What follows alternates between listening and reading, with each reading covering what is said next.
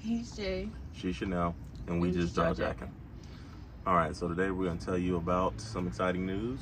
We bought a house. Yay! So, we are filming this video from our back deck. You can see the trees in the background. So we're going to talk about that process. So, number one, we're going to kick it off talking about the pre-approval process. So the first thing you're going to do when you want to buy a house, you got to get pre-approved for a mortgage. Now, when you get pre-approved, they're going to want a lot of documents. They're going to want, what's some of the stuff they wanted? W-2s, pay stubs, bank statements, student loan statements, copies of your ID and social security cards, a vial of blood, your fingerprints, the firstborn son. Sounds about right. Yeah. And guys, they're going to be asking for a lot. Now is not the time to be trying to do any type of pay stub fraud or any of the frauds. You don't want to get caught up in that. All right, just letting you know, they check too thoroughly for you to try to be getting away with any foolishness. But they're going to want a lot of information. Yes. A couple years tax returns. Tax returns, yeah. Bank statements for a couple months, pay stubs for a couple months, and you're gonna have to resend the things depending upon how long your process goes. You're gonna have to resubmit pay stub information and things like that, so they can make sure everything's up to date. Yeah. And all that good stuff. Now, specifics are gonna depend on whoever your mortgage lender is, but in general, they're all gonna require those things that we just told you, including the rights to your firstborn child. Yes. So, after we did that, how much did we get pre-approved? $370.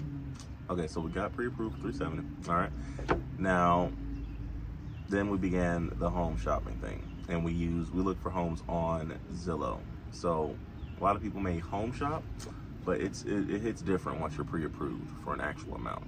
So you're like, okay, we can actually really look at what we actually qualify to get. So we did that.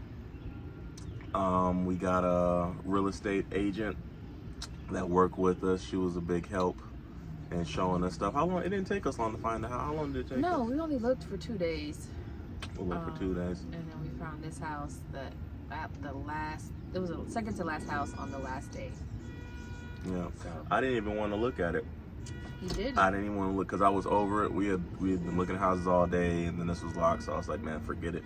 Let's just skip it. Yep. And there was another house, cow house. Yes. We nicknamed cow house because there was cows in the yard. It was out in the country. Right next to a farm. And Right. it was so pretty though. At first I didn't like the cows. So they grew I on you. couldn't stand it, but they quickly grew on me. The thought of it. But yeah, so that was we were kind of on that one for the possibilities with the land. We found that house the first day. All the things, yeah. And then so I was over it, looking at houses all day. So I was like, all right, just forget it, blah blah. But then once we got in, we ended up really liking it. Yeah, we did. We'll insert a little video of a little house tour here. But yeah, we actually ended up really liking it.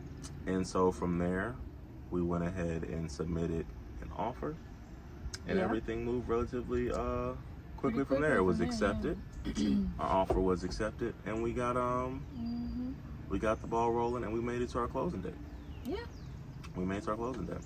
What's something that you wish you knew before buying a home that you know now? You wish you would have known prior. I don't know. I wouldn't say that I was like drastically surprised by anything. Nothing really. I don't know. Nothing. I can't really say. Yeah, no, I can't really say. I wish someone would have told me this.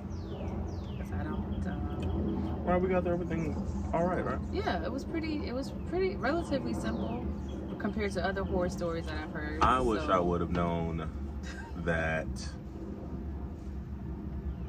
up until the final hour it would take for you to be pre-approved. Because I thought once you were pre-approved, that was it.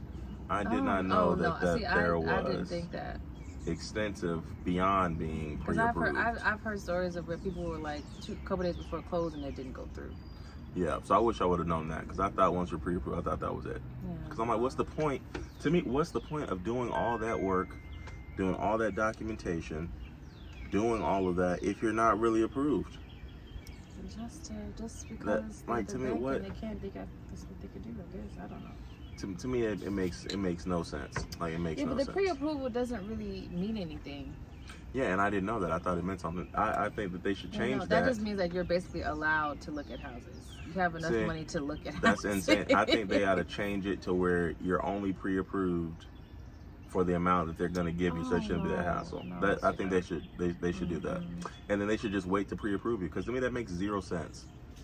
And if you're a real estate agent or a broker, whatever, and explain why that is to me in the comments. It's not going to make sense to me, but explain it in the comments. It's a money racket, I guess. But it that's makes just like zero sense. Okay, now you have a legitimate reason as to why you want to buy a house, because you, on paper, looks like because we had to pay a couple $1,000s between inspections and all that stuff, and we would have for some reason it would have fell through. Them like, oh, you're not approved. We'd have just lost that money. We wouldn't have got refunded. We would have just wasted thousands of dollars, earnest money, and all kind of, like, why would you have people pay this type of stuff?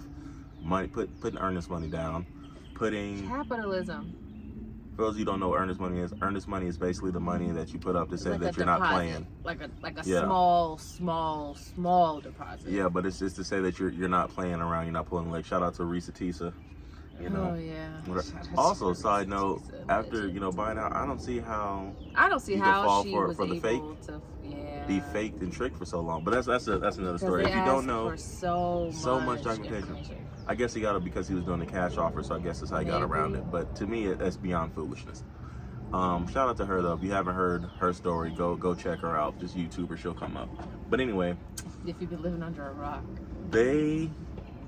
that's me. It's just beyond irresponsible. Have people paying earnest money, paying for inspections, paying for all this stuff, and then putting all this time and effort into something, and then it's like, oh no. So I think that needs to be changed. I think you should only be pre-approved when you're actually approved, in my opinion. But anyway, so we bought a house, so look forward to more house-related content. Yes. Things like that coming. Things popping. So stay tuned. Anything else you want to add to this? Just big things coming, different things and big things, and all right. Stay tuned. We'll keep y'all posted. All right. Thanks for jawjacking with us. Peace. Peace.